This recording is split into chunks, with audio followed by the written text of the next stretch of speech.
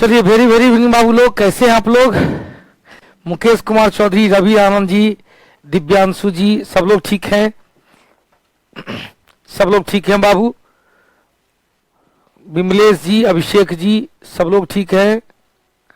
चलिए आज जल्दी, विशाखा शर्मा, बीरू, रवि आनंद, रुपेश, रोशन, गुड्डू, विमलेश, मानस, रजनीश चौधरी। आइए, पीडीएफ नहीं मिला है, मिल गया होगा, खोजेंगे, मिल गया होगा। विद्यासागर जी, पीडीएफ में नहीं मिला है, एक चैप्टर का पीडीएफ मिल गया होगा। बहुत ठंडा है आज, आज मुझे भी लग रहा है 3-4 दिन के बाद आज कुछ ठंडी ज्यादा बुझा रहा है। गुड्डू लाल जी चकाचक है। श्याम सुंदर जी, अभी 10 मिनट मैंने क्लास को विलंब किया क्योंकि कुछ लोग साउंड से मैसेज दे दिए थे, वही आया था जिस तरह कल बताए थे। बहुत अच्छा क्वेश्चन, बहुत अच्छा क्वेश्चन था, बहुत ही शानदार क्वेश्चन एनटीपीसी में भी पूछ रहा है, तो लाजवाब क्वेश्चन। आइए हम लोग चर्चा करें मुगल काल। बाबू ध्यान से सुनिएगा, कुछ मुगल काल का स्ट्रक्चर बनाते हैं।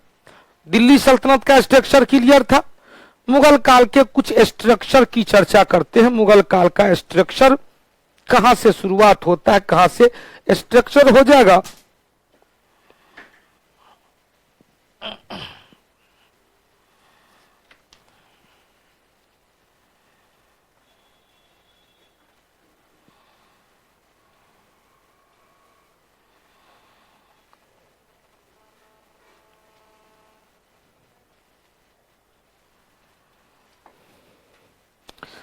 चलिए कुछ मुगल काल के स्ट्रक्चर की चर्चा करें। नहीं मिला है, मिल गया होगा, पीडीएफ भी मिल गया होगा। पीडीएफ नहीं मिला है, मिल गया होगा, खोजेंगे, मिल गया होगा।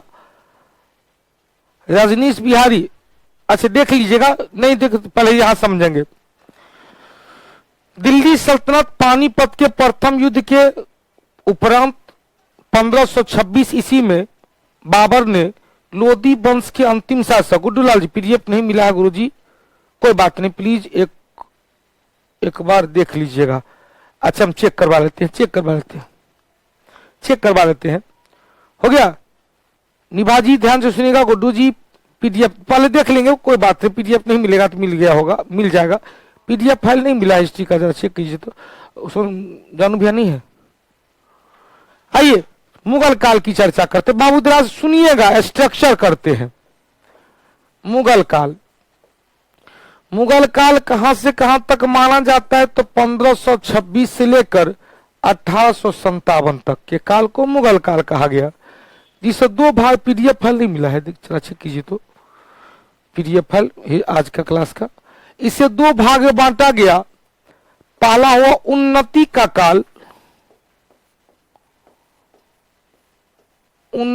काल, और दूसरा हुआ अवनति का काल।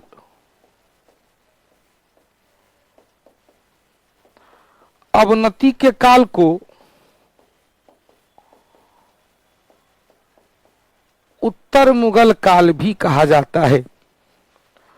बाबू ध्यान से सुनना, उन्नति के काल 1526 से लेकर 1707 तक, और अवनति का काल या उत्तर मुगल काल 1707 से लेकर 1857 तक। 1707 से लेकर 1857 तक, बहुत अच्छी बात है। अब ध्यान से सुनिएगा, उन्नति के काल में कितने मुगल बादशाह बने, तो पहला बना बाबर, बाबर के बाद हुमायूं, हुमायूं के बाद अकबर, अकबर के बाद जहांगीर, जहांगीर के बाद शाहजहां, शाहजहां के बाद औरंगजेब,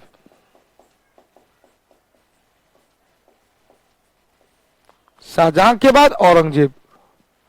हो गया, शाहजहां के बाद औरंगजेब।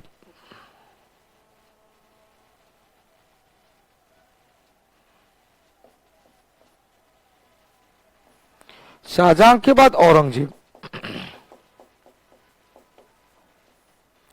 शासनकाल याद रखेंगे, बाबर 1526 से 1530, हुमायूं 1530 से 1556। लेकिन अच्छा, तो सुन लीजिएगा, पीडीएफ फाइल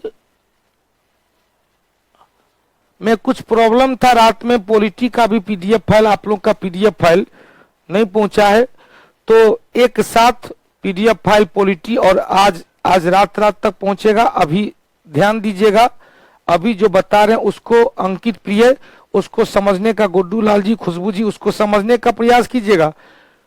जो पीडीएफ है इसको इस पर रख देते हैं, उसको देख लीजिएगा। प्रिंट आउट अभी नहीं कराइएगा, कल प्रिंट आउट कराइएगा।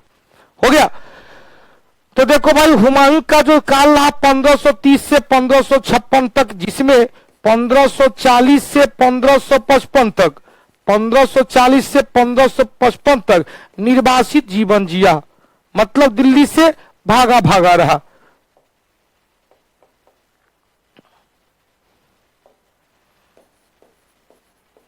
निर्वासित जीवन जिया किसके डर से भाई? शेरशाह सूरी के डर से।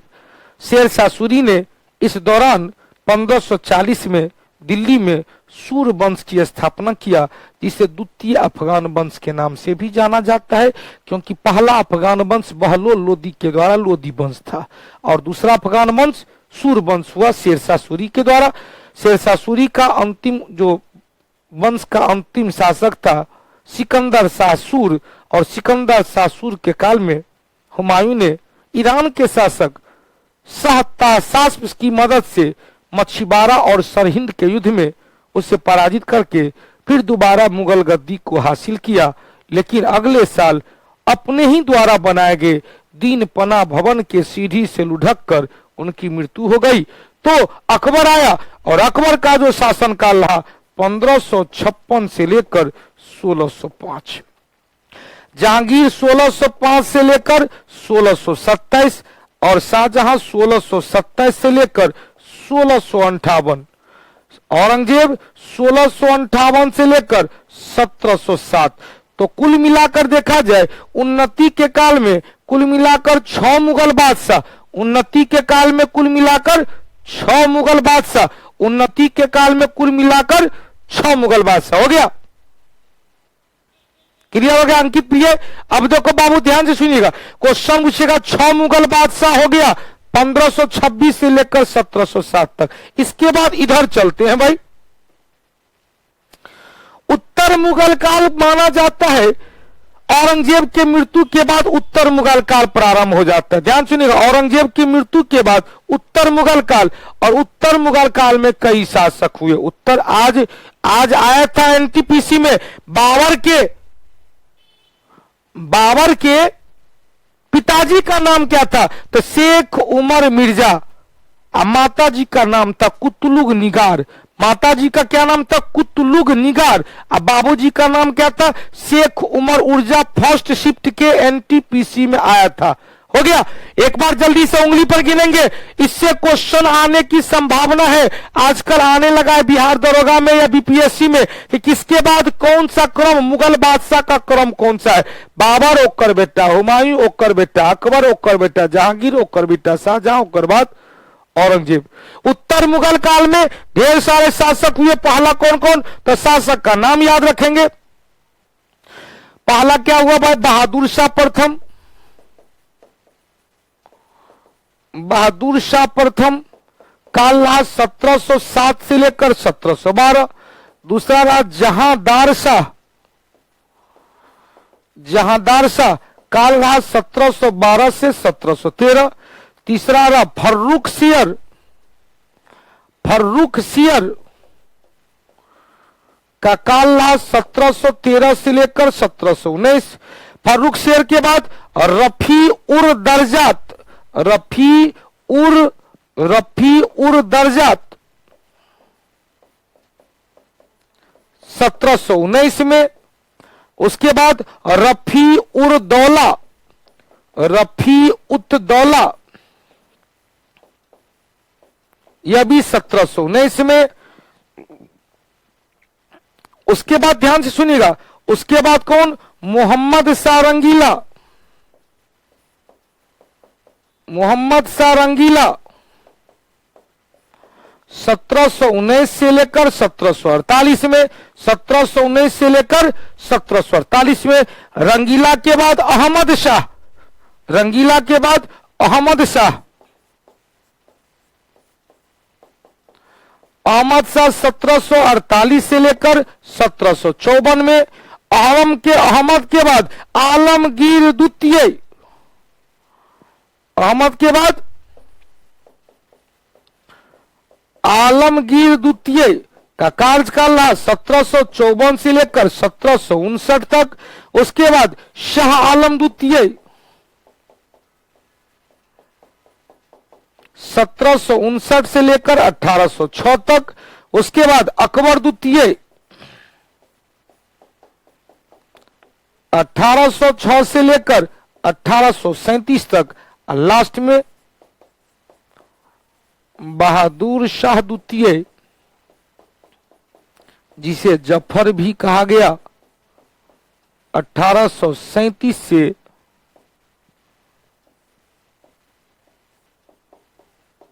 1857 तक हो गया।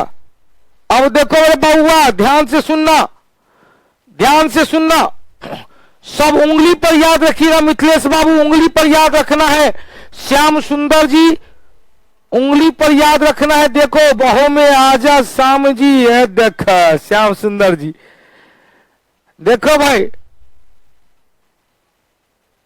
बाहों में आजा शाही आम है, देखो बाहों में आजा शाही आम, ये तो हो गया इधर का। बाहों में बाबर हुमायूं, आजा अकबर जहांगीर, शाही शाहजहां और आम औरंगजेब। अब लेकिन क्वेश्चन पूछेगा, उसको ध्यान रखेंगे। इधर के बाद इधर चलेंगे उत्तर मुगल काल में, सिक्वेंसली याद रखेंगे।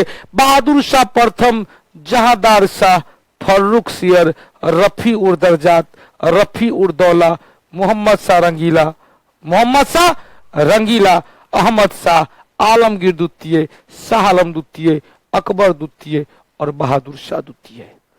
अब सीक्वेंस में आपसे क्वेश्चन पूछता है, जिस तरह से आप लोग से क्वेश्चन है कि अमीर खुसरो कितने दिल्ली सल्तनत के सुल्तान के राज दरबार को सुशोभित किया था? तो अमीर खुसरो 8, अमीर खुसरो का गुरु निजामुद्दीन औलिया 7 दिल्ली सल्तनत के शासक का समकालीन था, लेकिन राजाश्रय को वो ग्रहण नहीं किया। हो गया। अब क्वेश्चन पूछेगा, शाहजहां के द्वारा जो तख्त ए ताउस, जो मयूर सिंहासन बेबादल खां के द्वारा तैयार करवाया गया था, तो तख्त ए ताउस पर बैठने वाला कितना मुगल बादशाह था? तो कहेंगे शाहजहां पहला, औरंगजेब, बहादुर शाह, जहांदार शाह, फर्रुख सियर, रफी उर दर्जात, रफी उर दौला और मोहम्मद शाह रंगीला।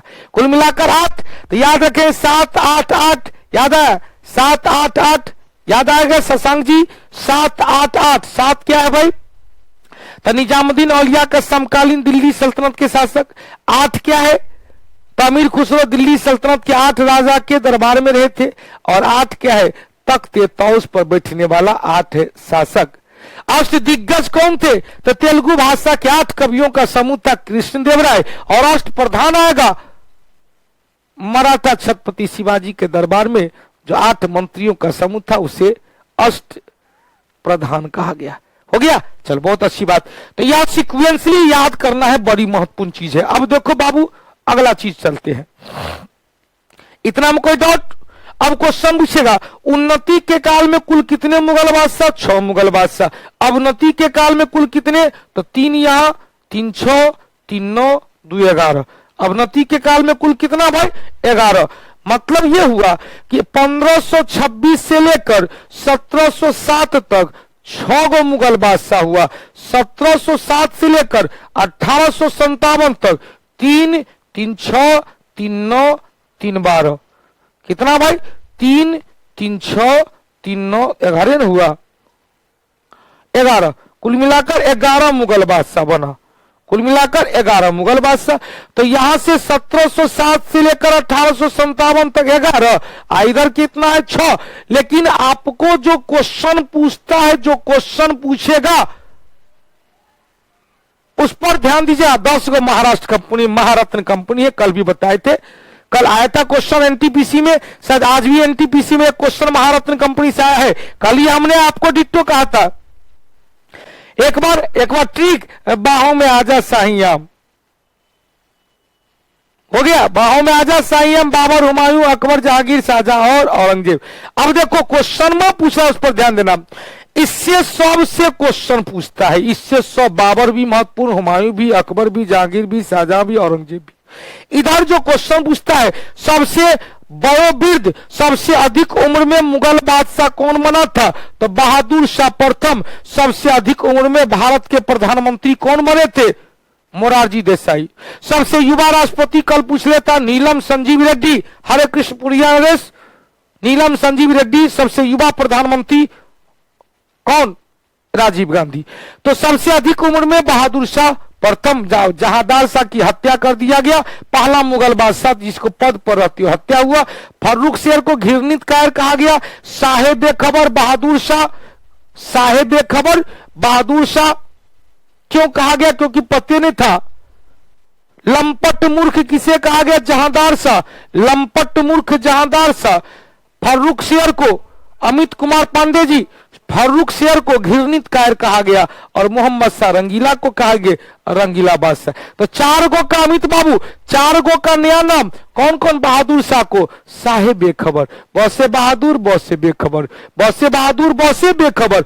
जहांदार शाह को लंपट मूर्ख, कौन अपना था कौन पराया था, वो अपने माल को भी दान में देने लगा। रे पगला कहीं का, ऐसा कोई करता है? ऐसा कोई करता है? अब देखो क्वेश्चन पूछेगा कि फर्रुख शेर को घृणित कायर क्यों कहा गया?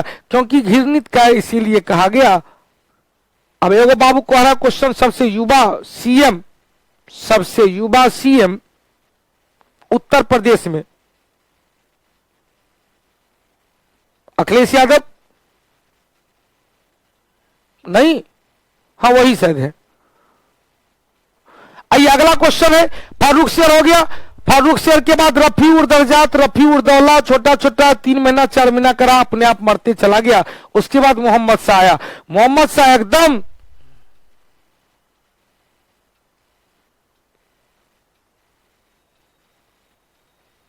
समझ बाबू, मोहम्मद शाह ऐसा बादशाह था जो कभी कभी महिला के बेस में ही वो आ जाता था, महिला के बेस में भी यह आ जाता था। क्वेश्चन पूछता है, मोहम्मद शाह के बाद अहमद शाह के काल में ही मुगल स्थिति गड़बड़ाने लगी और जो दरबार का सामान था उसकी नीलामी किया जाने लगा। क्वेश्चन पूछेगा, नादिर शाह का आक्रमण किसके काल में? मोहम्मद शाह रंगीला के काल में, और तख्त और ताउस लेकर चला गया, तख्त और ताउस लेकर चला गया। शाहजहां के द्वारा जो मयूर सिंहासन बनाया गया था उसे लेकर चला गया। क्वेश्चन पूछेगा, अहमद शाह के काल में क्या हुआ कि मुगल राजगद्दा, मुगल अर्थव्यवस्था इतनी दयनीय हो गई थी कि राजघराने का जो दरबार का जो कीमती जड़ी बूटी था, कीमती रत्न था, आभूषण था, उसको बिक्री किया जाने लगा ताकि पदाधिकारियों को वेतन दिया जाए। लेकिन पूरा का पूरा वेतन नहीं दिया गया तो उनके खिलाफ विद्रोह हो गया। शाह आलमगीर द्वितीय ऐसा मुगल बादशाह था, ध्यान सुनिए, ऐसा मुगल बादशाह था जिसको क्या किया? हत्या कर दिया और यमुना नदी के किनारे फेंक दिया। हत्या कर दिया और यमुना नदी के किनारे फेंक दिया। क्वेश्चन पूछे, शाह आलम द्वितीय पहला मुगल बादशाह था जो अंग्रेजी अधीनता को स्वीकार किया। सूरज बाबू, अंग्रेजी अधीनता को स्वीकार किया और अंग्रेजी अधीनता को स्वीकार कर लिया। इन्हीं के काल में दिल्ली पर अंग्रेजों का अधिकार हो गया। मुगल अकबर द्वितीय, अब मुगल बादशाह अकबर द्वितीय पहला मुगल बादशाह था जिसे अंग्रेजों ने बादशाह बनाया। अंग्रेजी संरक्षण में बना मुगल बादशाह, अंग्रेजी संरक्षण में बना मुगल बादशाह अकबर द्वितीय, और अंग्रेजी पेंशनर पहला मुगल बादशाह शाह आलम द्वितीय, और अंत में बहादुर शाह द्वितीय या बहादुर शाह द्वितीय। ध्यान सुनिएगा, बहादुर शाह द्वितीय जफर नाम से कविताओं का रचना लिखते थे, अतः उन्हें बहादुर शाह जफर भी कहा गया। प्रेमा खांडू 37 वर्ष के, प्रेमा खांडू 37 वर्ष के। एफएसटी भी नहीं, नहीं भाई एफएसटी तो हो गया क्या चीज, फिरोज शाह तुगलक, एमबीटी हो गया, प्रेमा खांडू अच्छा कहाँ के हैं भाई, पूर्वोत्तर भारत के। चल प्रेमा खांडू। अब यहां से अब आपको पहले दूसरा पॉइंट आएगा कि जिस तरह से मुगल काल के जानकारी का स्रोत क्या होगा। मुगल काल, बाबू सुनना, मुगल काल के जानकारी का स्रोत क्या होगा। तो जिस तरह से प्राचीन काल में जानकारी का स्रोत बताए थे कि पुरातात्विक स्रोत, साहित्यिक स्रोत, पुरातात्विक स्रोत, साहित्यिक स्रोत और विदेशी यात्री का विवरण। और सुप्रिया जी साउंड आ रही होगी, अपने मोबाइल को चेक कर लेंगे, अपना मोबाइल चेक कर लेंगे। मुगल काल के जानकारी का, चूंकि पुरातत्व तो है नहीं, जो है सो जीवंत है, जो है सो जीवंत है। अरुणाचल प्रदेश के, बहुत अच्छी बात है। प्रेमा खांडू 37 वर्ष के मुख्यमंत्री है। अब देखो क्वेश्चन पूछेगा, ध्यान सुनिएगा, क्वेश्चन पूछेगा कि मुगल काल में जितने भी स्थलाकृति है, जितने भी सांस्कृतिक स्थल है, वो सब जीवंत है। चाहे लाल किला हो, अलाई दरवाजा, सॉरी बुलंद दरवाजा हो, ताजमहल हो, ये सब क्या है, सब जीवंत है। ये सब क्या है भाई, यह सब जीवंत है। ध्यान से, ये सभी क्या है, सब जीवंत है। क्वेश्चन पूछेगा, क्वेश्चन पूछेगा बाबू ध्यान से, क्वेश्चन पूछेगा गुड्डूलाल जी, मुगल काल के जानकारी का साहित्यिक स्रोत कहां से स्टार्ट होता है, तो बाबर से स्टार्ट होता है। मुगल काल में कुछ विदेशी यात्री भी आए थे, कुछ विदेशी यात्री भी आए थे। तो आप देखो मुगल काल की जानकारी का दो स्रोत, पहला क्या लेंगे, साहित्यिक स्रोत, साहित्य, और दूसरा क्या लेंगे, विदेशी यात्री का यात्रा वृत्तांत, विदेशी यात्री का यात्रा वृत्तांत।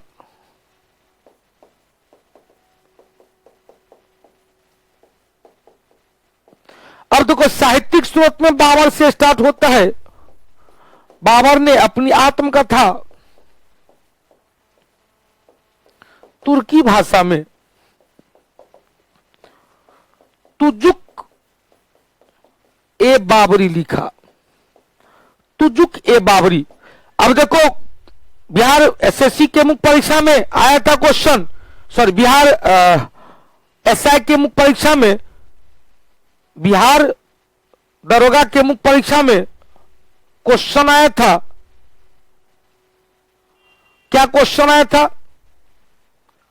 कि पादशाह नामा के लेखक कितने व्यक्ति थे, तो 3 व्यक्ति पादशाह नामा, यह भी मुगलकालीन साहित्यिक स्रोत के अंतर्गत आता है।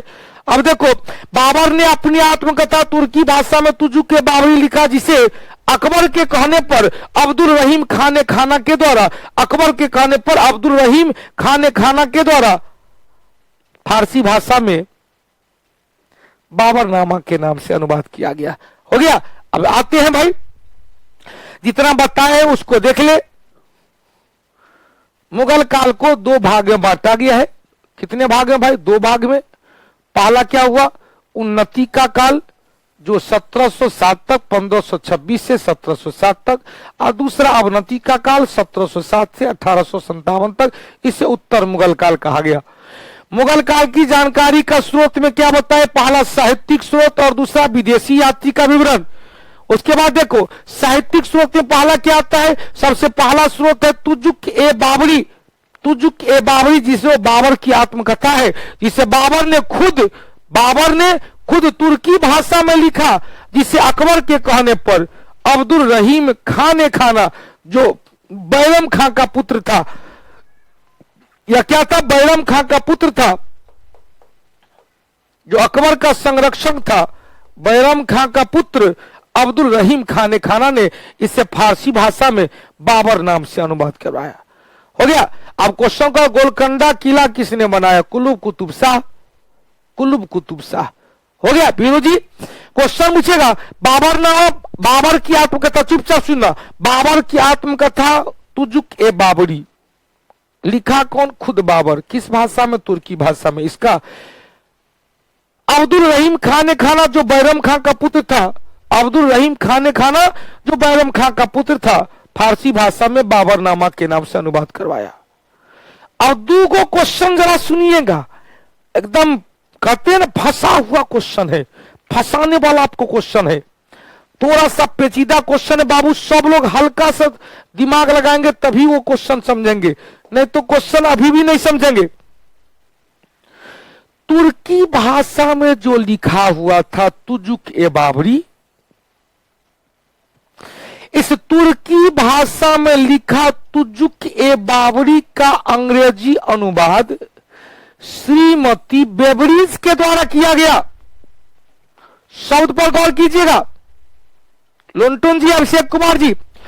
तुर्की भाषा में लिखा हुआ, तुर्की भाषा में लिखा हुआ तुजुक ए बाबरी का फारसी अनुवाद, सॉरी अंग्रेजी अनुवाद, फारसी अनुवाद कौन किया? अब्दुल रहीम खान ने कहा।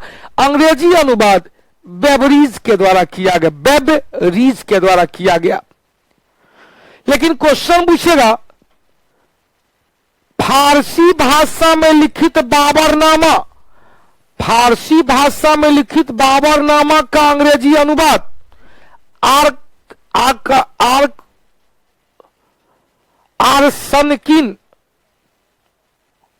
आर्सकिन और लीडन के द्वारा, आर्सकिन और लीडन के द्वारा। अभिषेक बाबू ध्यान सुनिएगा, आर्सकिन एवं लीडन के द्वारा। समझ में आया दोनों क्वेश्चन? तुजुक ए बाबरी का अंग्रेजी अनुवाद बेवरीज, तुजुक ए बाबरी का बेवरीज, और बाबरनामा का अंग्रेजी अनुवाद आरस्किन लीडन, आरस्किन लीडन हो गया। खाने खाना अकबर के नवरत्न में भी शामिल थे, बहुत अच्छा, बैरम खां का पुत्र था, अकबर के नवरत्न में से एक था। इतना क्लियर हो गया? किन्हीं को डाउट हुआ समझने में बोलिएगा। बाबरनामा अब्दुल रहीम खान खाना, जो तुजुक के बाबरी का फारसी अनुवाद, तुजुक के बाबरी का अंग्रेजी रूपांतरण बेवरीज के द्वारा, बाबरनामा का अंग्रेजी रूपांतरण आरस्किन एवं लीडन के द्वारा, आरस्किन एवं लीडन के द्वारा। कोई दिक्कत है? बोलो बाबू, क्लियर है? चलो बहुत अच्छी बात। हुमायूं के काल में उनकी बहन गुलबदन बेगम, जो उनकी बहन थी, हुमायूं नामा लिखे थे फारसी भाषा में। फारसी भाषा में हुमायूं नामा की रचना किया गया। किस भाषा में भाई? फारसी भाषा में। इस पुस्तक में हुमायूं के जानकारी है, हुमायूं के आत्मकथा है, हुमायूं का आत्मकथा। बहुत अच्छी बात हो गया। आगे बढ़े बाबू, क्वेश्चन पूछेगा अकबर के काल में अबुल फजल ने अकबरनामा नामक पुस्तक की रचना किया। यह जो अकबरनामा था वो 3 खंड में बटा हुआ था। अकबरनामा 3 खंड में बटा हुआ था, जिसका तीसरा एवं अंतिम खंड आईनी अकबरी था, जो अबुल फजल की खुद की आत्मकथा थी। और हमने कहा था कल, आईनी अकबरी में अबुल फजल ने 14 सूफी संत के बारे में चर्चा किया है। हो गया, 14 सूफी संत के बारे में चर्चा किया है। अब देखो बाबू, हमने कहा अबुल फजल ने अकबरनामा लिखा। अकबरनामा कितने खंड में? 3 खंड में। तीसरा और अंतिम खंड आईने अकबरी है, जो अबुल फजल की क्या है? आत्मकथा है। और इसी अबुल फजल की आत्मकथा आईने अकबरी में 14 प्रकार के सूफी संत की कल बताए थे, चर्चा किया गया। हो गया। अब चलते हैं भाई, अगला क्वेश्चन आपको ध्यान से सुनिएगा। अगला क्वेश्चन कह रहा है कि अब्बास खां शेरवानी, जब ये कोई लोग शेरवानी पहनता है तो तोहफा उसे मिलने लगता है। शेरवानी पहनता है तो तोहफा मिलने लगता है। अब्बास खां शेरवानी के द्वारा तोहफा ए अकबर शाही नामक पुस्तक की रचना किया गया। अब्बास खां शेरवानी के द्वारा तोहफा ए अकबर शाही नामक पुस्तक की रचना किया गया, जिसमें शेरशाह सूरी से लेकर अकबर तक के इतिहास के बारे में जानकारी मिलता है। शेरशाह सूरी से लेकर अकबर तक के इतिहास के बारे में जानकारी मिलता है। किसने लिखा भाई?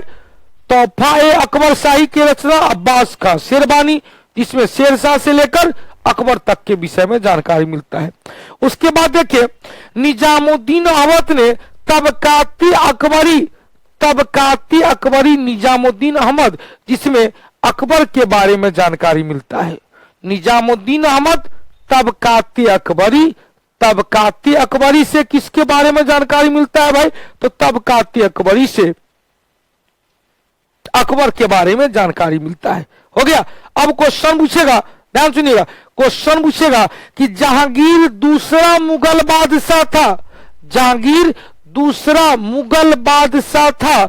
जहांगीर दूसरा मुगल बादशाह था। बाबू ध्यान सुनिएगा, क्वेश्चन पूछेगा जहांगीर दूसरा मुगल बादशाह था जो अपनी आत्मकथा खुद लिखा। पहला बाबर और दूसरा जहांगीर। बाबर ने तुर्की भाषा में और जहांगीर ने फारसी भाषा में। बाबर की आत्मकथा तुजुक ए बाबरी, जहांगीर की आत्मकथा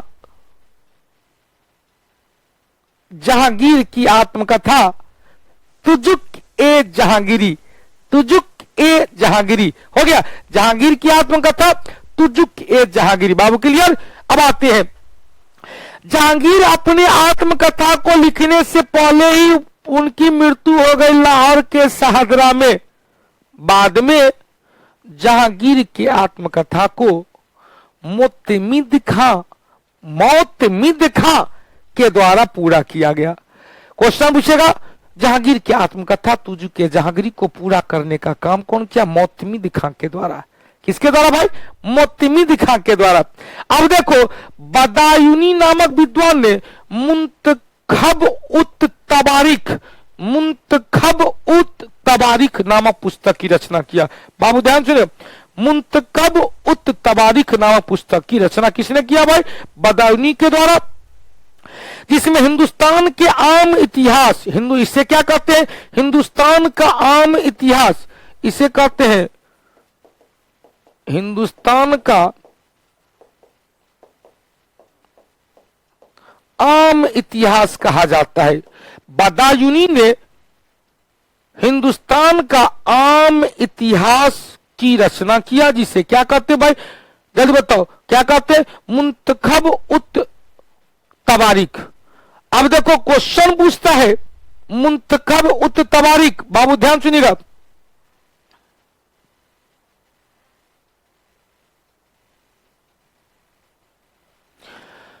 बदायूनी ने अकबर के द्वारा चलाए गए 1582 ईस्वी में दीन ए इलाही धर्म, अकबर के द्वारा चलाए गए दीन ए इलाही धर्म का काफी विरोध किया था।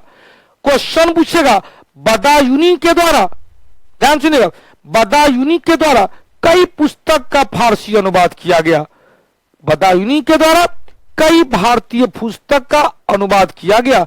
जैसे पहला आता है कि भाई सिंहासन बत्तीसी का फारसी अनुवाद किसने किया? बदायूनी के द्वारा किया गया। रामायण का फारसी अनुवाद बदायूनी के द्वारा किया गया। महाभारत का फारसी अनुवाद रज्मनामा के नाम से बदायूनी के द्वारा किया गया। महाभारत का फारसी अनुवाद, तुजुक का मतलब क्या होता है? तुर्की भाषा का शब्द है। आत्मकथा, जहांगीर की आत्मकथा, तुजुक के बाबरी, बाबर की आत्मकथा। ध्यान सुनिएगा, क्वेश्चन पूछेगा कि बदायूनी ने महाभारत का फारसी अनुवाद रज्मनामा के नाम से किया। बदायूनी के द्वारा रामायण का फारसी अनुवाद किया गया और बदायूनी के द्वारा सिंहासन बत्तीसी का फारसी अनुवाद किया गया। अब देखो महाभारत में जब आएंगे तो महाभारत का अनुवाद बदायूनी के अलावा बदायूनी को साथ दिया नकीब खां एवं अब्दुल कादिर। नकीब खां एवं अब्दुल कादिर बाद में बताएंगे। ये सब अनुवाद विभाग जब लास्ट में करेंगे वहां पर बताएंगे। ध्यान से सुनिएगा, क्वेश्चन पूछेगा बदायूनी तो यहां पर लिख ले देंगे।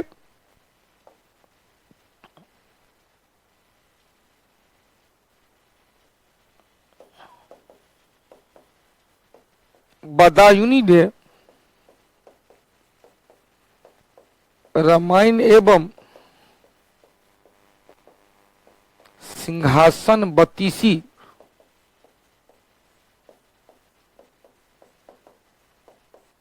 का फारसी भाषा में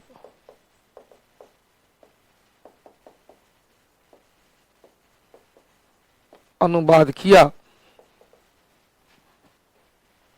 फिर क्वेश्चन पूछेगा, बदायूनी नकीब खां और अब्दुल कादिर तीनों मिलकर तीनों ने महाभारत का फारसी अनुवाद रज्मनामा के नाम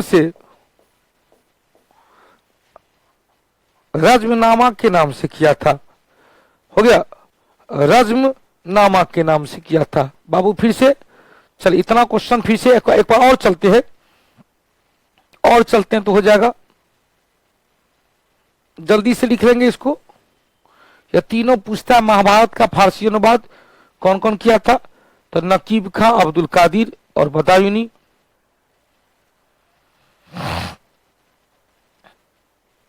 आगे बढ़े।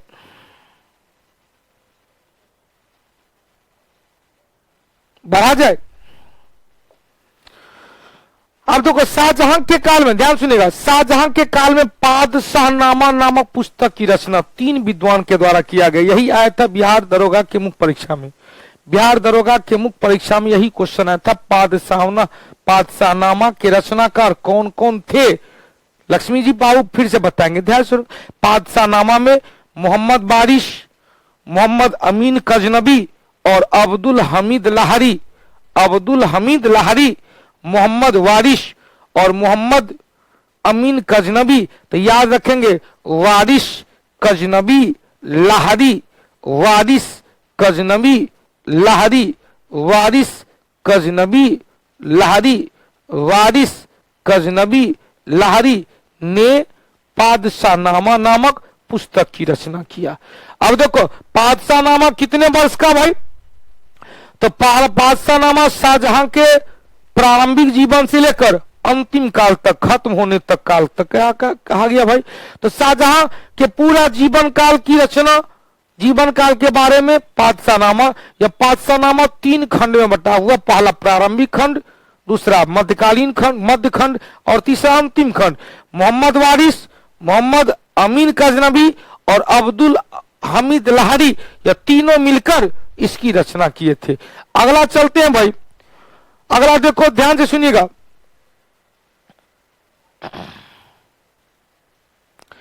क्वेश्चन पूछेगा, इस पुस्तक में शाहजहां एवं उनके उत्तराधिकारी, चूंकि अंतिम समय में उत्तराधिकारी का युद्ध हुआ था, शाहजहां के बारे में और उनके उत्तराधिकारी के बीच हुए संघर्ष के बारे में जानकारी मिलता है। शाहजहांनामा, बाबू ध्यान सुने, शाहजहांनामा के लेखक इनायत खां थे। और इनायत खां, जिसमें शाहजहां के शासनकाल के अंतिम समय की जानकारी इसमें मिलता है। चहार चमन के लेखक चंद्रभान थे। चहार चमन के लेखक चंद्रभान थे, जिसमें बाबू ध्यान से सुशांत कुमार झा, पुराना बुक में बादशाहनामा दिया हुआ, मिस प्रिंट ठीक करवा देते हैं, क्लास में ठीक करवा देते हैं।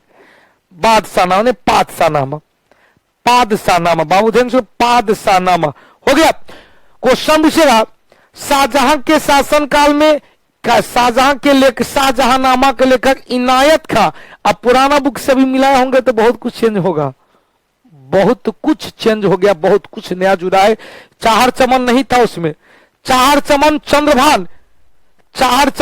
चंद्रभान, शाहजहांनामा लेखक इनायत खां, जिसमें शाहजहां के शासनकाल के अंतिम समय की जानकारी। चाहर चमन चंद्रभान, जिसमें शाहजहां के शासन प्रणाली की चर्चा किया गया है। शासन प्रणाली की चर्चा चाहर चमन में किया गया है चंद्रभान के द्वारा। हो गया। औरंगजेब के काल में कासिम सिराजी ने आलमगीर नामा पुस्तक की रचना किया, जिसमें औरंगजेब के बारे में जानकारी मिलता है। औरंगजेब के दक्षिणी भारतीय अभियान, औरंगजेब के दक्षिणी भारतीय अभियान, औरंगजेब के दक्षिणी भारतीय अभियान के बारे में नुक्सा ए दिल खुशी, नुक्सा ए दिल खुशी, दिल खुशी, नुक्सा ए दिल खुशी, जिसकी रचना भीमसेन कैस के द्वारा किया गया, भीमसेन कैस के द्वारा किया गया। वहां दिल खुशा होगा, मिसप्रिंट था, नुक्सा ए दिल खुशी या दिल खुशा, नुक्सा ए दिल खुशा। बाबू ध्यान सुना, नुक्सा है दिल खुशा, बहुत अच्छा, नक्शा भी बदल गया है, बहुत अच्छी बात, नक्शे बदल गया है। चलिए, ये सच में यदि कोरोना नहीं होता तो जीके जीएस में एक तो ऑलरेडी क्रांति हमने ले आया था, और उसके बावजूद भी जो क्रांति लाए हैं 10 साल तक, फिर इसमें बढ़ता चलता, बनता जाएगा, बनता जाएगा, बनता जाएगा, आपका साथ मिलता जाएगा और कारवां आगे बनती जाएगी। 10 साल तक हमने रिजल्ट का पारा बना लिया है, 10 साल तक रिजल्ट का पारा हमने तैयार किया कि आप लोग का किस तरह से 10 आगे आने वाले 10 साल जीके जीएस का रिजल्ट अधिक से अधिक देना है मुझे, उसका पैरा अभी इस लॉकडाउन में ही हमने तैयार, खाचा तैयार कर लिया है। आइए, औरंगजेब का दक्षिण भारतीय अभियान नुक्सा ए दिल खुशी भीमसेन कैस के द्वारा लिखा गया, हो गया। मासिर ए आलमगिरी, मासिर ए आलमगिरी के लेखक साकी मुस्तैद खां, साकी मुस्तैद खां। इस पुस्तक में, इस पुस्तक को ध्यान सुनिएगा, मासिर ए आलमगिरी, आलमगिरी मतलब औरंगजेब, आलमगिरी मतलब औरंगजेब, आलमगिरी के मासिर ए आलमगिरी के लेखक कौन? साकी मुस्तैद खां, जिसे मुगल साम्राज्य का गजेटियर कहा जाता है, मुगल साम्राज्य का गजेटियर कहा जाता है, मुगल साम्राज्य का गजेटियर कहा जाता है, मुबारक अली मुगल साम्राज्य का गजेटियर कहा जाता है। ध्यान सुनिए, मुगल साम्राज्य का गजेटियर किसे कहा जाता है? मासिर ए आलमगिरी के लेखक साकी मुस्तैद खां, जिसमें औरंगजेब के शासनकाल के 11 से 11वें वर्ष से लेकर 20वें तक के जानकारी मिलता है। एक बार पुस्तक के बारे में सब लोग एकदम आंख बंद करेंगे, रिवीजन करते हैं, जल्दी से बोलेंगे, जल्दी से कहेंगे। मुगल काल की जानकारी का जो पहला स्रोत है, बाबू ध्यान सुनिएगा, मुगल काल की जानकारी का जो पहला स्रोत है, मुकेश कुमार जी, गुड्डू जी, देवघरिया बाबा की जय हो। मुगल काल की जानकारी का पहला स्रोत बाबर की रचना, खुद बाबर ने रचना किया था। कौन? तुजुक ए बाबरी, जो तुर्की भाषा में लिखा गया। अब क्वेश्चन पूछेगा, इस तुर्की भाषा तुजुक ए बाबरी का अनुवाद किया अंग्रेजी में बेबरीज के द्वारा, अनुवाद किया अंग्रेजी में बेबरीज के द्वारा। इस तुजुक ए बाबरी को अकबर के शासनकाल में, तुजुक ए बाबरी को अकबर के शासनकाल में कहा जाता है 1583 में बाबरनामा के नाम से अनुवाद किया गया। 1583 में खान ए खाना के द्वारा फारसी भाषा में अनुवाद किया गया बाबर के नाम से। तुजुक ए बाबरी का 1583 में, दिमाग पर जोड़ देंगे, 1582 में दीन ए इलाही धर्म, 1583 में इलाही कैलेंडर, इलाही संवत।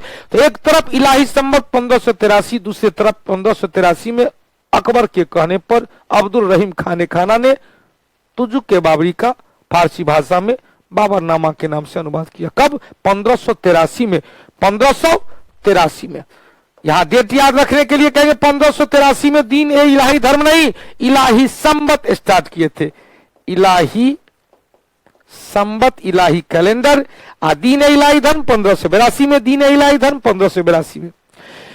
बेबरीज ने तुर्की में लिखा हुआ तुजुक ए बाबरी का अंग्रेजी में अनुवाद किया। उसके बाद आरस्किन लीडर नामक विद्वान ने फारसी में लिखित बाबरनामा का अंग्रेजी में अनुवाद किया। उसके बाद हुमायूं के काल में गुलबदन बेगम ने हुमायूं नामा की रचना किया, जो हुमायूं की आत्मकथा थी फारसी भाषा में। अकबर के काल में अबुल फजल ने अकबरनामा नामक पुस्तक की रचना किया, और अकबरनामा 3 खंड में, पहला खंड, दूसरा खंड, तीसरा खंड को आईने अकबरी कहा गया, जो अबुल फजल की आत्मकथा थी। और इसी आईने अकबरी में कल बताए थे भारत में 14 प्रकार के सूफी सिलसिले की चर्चा किया है।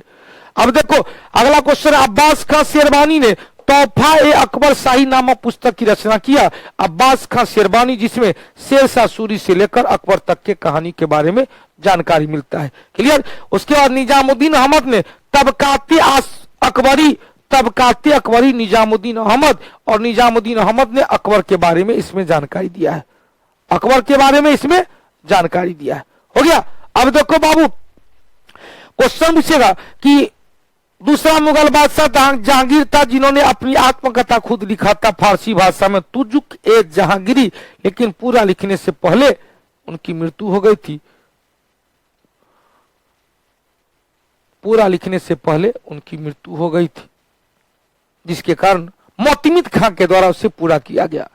बदायूनी ने मुंतखब उत तबारीख नामक पुस्तक की रचना किया, जिसे हिंदुस्तान का आम इतिहास कहा जाता है। बदायूनी ने अकबर के द्वारा प्रारंभ किए गए दीन इलाही धर्म का विरोध किया था।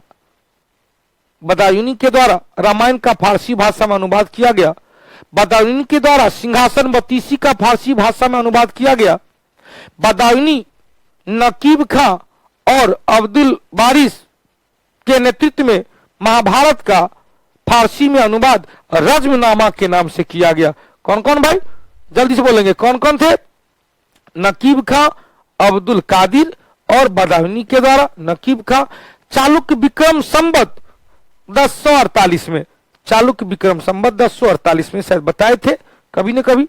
उसके बाद बदायूनी क्लियर हो गया। बदायूनी के बाद कहां ले गए थे? शाहजहां के काल में 5 शाहनामा 3 व्यक्ति, मोहम्मद वारिस गजनवी और लाहरी, वारिस गजनवी लाहरी।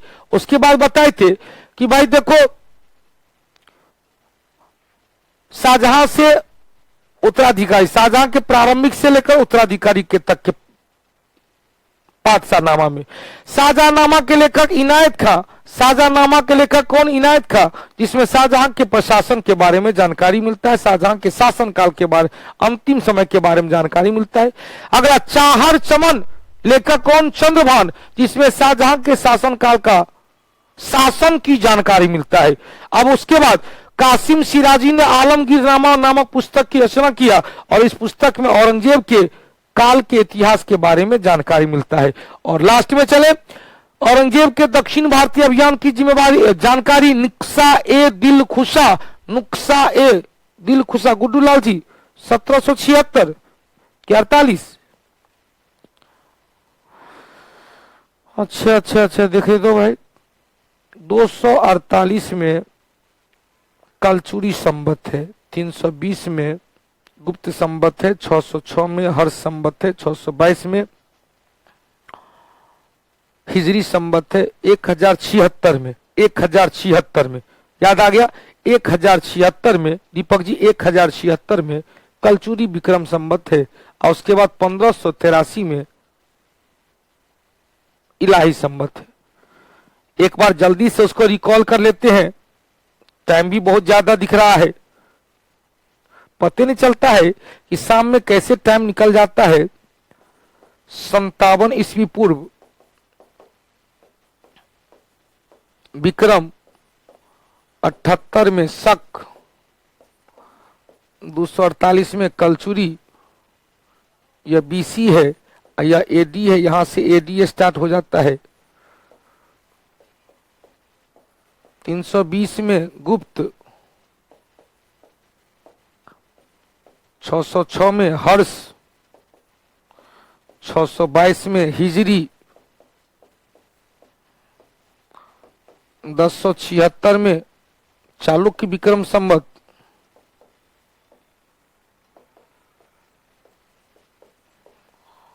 1583 में इलाही संवत। हो गया चालुक्य विक्रम संवत, क्लियर हो गया 1076 में। आइए अगला क्वेश्चन चलते हैं कि मासिर ए आलमगिरी के लेखक साकी मुस्तैद खां, जिसे मुगल काल का गजेटियर कहा जाता है, इसमें औरंगजेब के 11वीं वर्ष से लेकर 20वीं वर्ष तक की जानकारी मिलता है। यहीं तक रखते हैं। कल का जो टॉपिक होगा मुगल काल में आए विदेशी आक्रमण, विदेशी यात्री, और विदेशी यात्री के बाद हम लोग बाबर का कहानी शुरू कर लेंगे। बाबर से लेकर बाबर और हुमायूं के बारे में कल चर्चा करेंगे। कल बाबर और हुमायूं के बारे में चर्चा करेंगे। और आज रात में 10 बजे के बाद आपको जरूर चेक कर लीजिएगा, यूट्यूब चैनल पे फिर आएंगे एनटीपीसी का डिस्कशन लेकर। अपना अपना नेट बचा के रखना, और 5000 लोग चाहिए तभी जाकर इसको रेगुलर रखेंगे, नहीं तो इसको हम काहे करेंगे। इतना परेशान हम लोग होंगे। 4 बजे से लेकर नॉन स्टॉप क्लास है 10 बजे तक, 10 मिनट ब्रेक के बाद फिर हम 1 घंटा क्लास लेंगे, कह लेंगे। कम से कम 5000 लोग लाइव होना जरूरी है। हो गया लक्ष्मी बाबू, चंदन बाबू, गुड्डू जी, क्लियर हो गया बाबू। तो आज की सेवा से लेते हैं विराम, फिर मिलते हैं यूट्यूब चैनल पे। टेस्ट डिस्कशन तो जरूर दीजिएगा। लुंटून जी टेस्ट डिस्कशन बोले थे, नहीं, टेस्ट डिस्कशन कभी कभी होता है यूट्यूब चैनल पे, फ्री नहीं है, पेड कोर्स है। टेस्ट डिस्कशन पेड कोर्स है। इसी तरह से आपको एप्लीकेशन पे मिलता है। यूट्यूब चैनल पे तो कभी कभी जाते, किसी खास दिन जाते हैं, कोई खास दिन। कल एनटीपीसी का बिगुल बजाना था, क्योंकि एनटीपीसी के लिए बहुत मास्टर स्टूडेंट को पागल बना के रखते हैं। बेटा साइंस पढ़ो, साइंस पढ़ो, साइंस नहीं पढ़ेगा तो थोड़ा रिजल्ट नहीं होगा। देख भैया, साइंस से 2 3 4 क्वेश्चन आता है, साइंस से 2 4 क्वेश्चन आता है। तो अब उस समय एकदम गलियाता था आर्ट पढ़ाने वाला मास्टर को, हिस्ट्री पढ़ाने वाले मास्टर को गाली देता था, क्लास में गाली देता था। ज्योग्राफी पढ़ाने वाले मास्टर को क्लास में गाली देता था। एनटीपीसी पढ़ाने वाले लोग, पटने में ऐसे रेशन मास्टर है जो हिस्ट्री ज्योग्राफी पढ़ाने वाले को गाली देता था क्लास में, कहता था उल्टा पुल्टा चीज बोलता था। कहता कि केवल साइंस पढ़ लो थोड़ा रिजल्ट हो जाएगा, करंट पढ़ लो थोड़ा रिजल्ट होगा। अरे भैया, बिना आज पढ़े हुए थोड़ा रिजल्ट होगा, क्योंकि वो कभी पास नहीं किया है। कभी देखेगा तब तो, एनटीपीसी का प्रीवियस क्वेश्चन देखता तब तो, तब ऐसा चीज नहीं बोलता, बस ऐसे ही हवाई लेके रहता है। तो कोई बात नहीं। तो 13वां वॉल्यूम अभी टाइम है बाकी। 13वां वॉल्यूम में अभी शायद 7वां क्वेश्चन हुआ, 7 सेट हुआ, अभी 8 को बाकी है। अभी 8 को बाकी। गजेटियर का मतलब होता है कि मूल अंश, गजेटियर का मतलब होता है मूल। गजट कहते हैं ना कि दैनिक जीवन का टोटल पूरा का पूरा विवरण। गजेटियर 13 वॉल्यूम में कितना टेस्ट हो चुका है? 15 टेस्ट होगा, जिसमें 7 को हो चुका है, 8 को और बाकी है। 7 हो गया है, 8 और बाकी है। चलिए अभिषेक जी क्लियर हो गया। तो सर मेरा कॉल रिसीव नहीं किया जा रहा है। सुजीत बाबू, सुप्रिया जी, सत्यम जी, अब कितने बाबू का कॉल रिसीव होगा एक दिन में? कौटिल्य जीएस के विभिन्न, हाँ विश्वजीत जी आप नहीं देखे हैं, जरा सा देख लीजिएगा। 10 क्वेश्चन अभिषेक बाबू। हाँ, गाली देता है क्लास में, हिस्ट्री पढ़ाने वाले मास्टर को, ज्योग्राफी पढ़ाने वाला मास्टर को, कहता है कि तुरा उड़ा देंगे, मास्टर को सूली पर चढ़ा देंगे। हे भैया, बिना आर्ट पढ़े हुए कैसे पास करेगा? चलिए कोई बात नहीं, ऐसे बोलना है। एग्जाम दे रहा है, देख रहा है भाई, एग्जाम देकर देखो कैसा क्या आ रहा है और कहाँ कहाँ हवाई हो जाता है। आइए तो हम लोग 8 बजे से टेस्ट डिस्कशन में आते हैं। तब तक के लिए जय हिंद, जय भारत, जय कौटिल्य, जय बिहार, जय मिथिला। अब की बार बेरोजगारी पर जय कौटिल्य, जय बिहार। सुप्रिया जी बहुत बहुत धन्यवाद।